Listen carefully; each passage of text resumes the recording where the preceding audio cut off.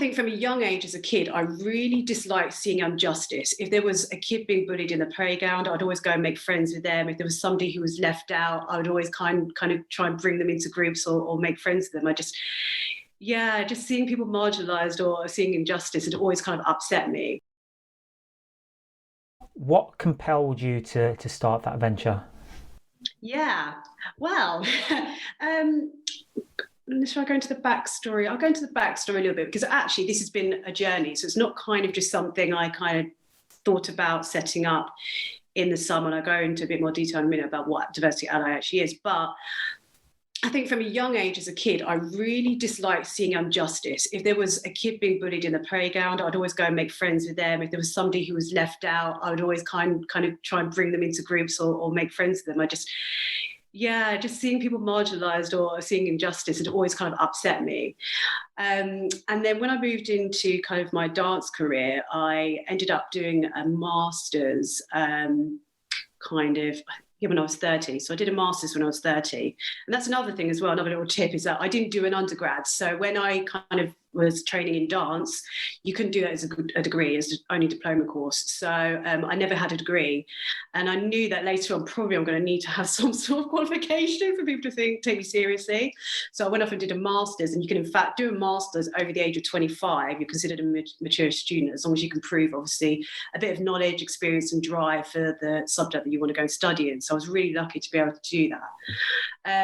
And I focused on community dance. And it was really about bringing dance and creativity to marginalised communities, whether that's refugees, whether that's in women's refuges, working with older people, people with disabilities, young people with disabilities, people referral units. Because dance can be quite elitist, whether that's elitist because of the way you look and your physicality, or it's really expensive to train. To be a dancer is super expensive. Even once you graduated, you have to pay to continue going to dance classes, etc.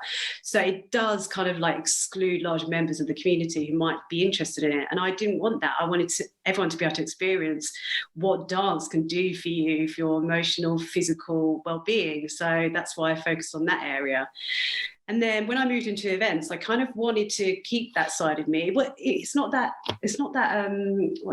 I consciously think of doing it. It's just, I think, something that's ingrained in me that I'm like, right, I'm here, but how can I help other people and bring them along with me?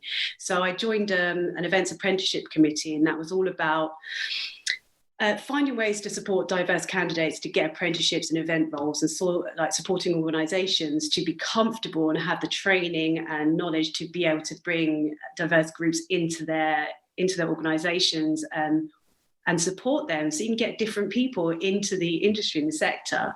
So I was already doing that before I set up Diversity Ally. So when everything happened in the summer with regards to the Black Lives Matter movement and what happened with George Floyd, and everyone's starting to talk more about systemic inequality and racial injustice, it really seemed like a natural thing for me that I would couple, my love, my passion for events, my kind of ongoing passion for not allowing injustices to occur and bringing them together. It was a really kind of natural fit, rather than kind of like jumping on a bandwagon. I've been made redundant. How am I going to make some money? All this diversity and inclusion stuff, that's good.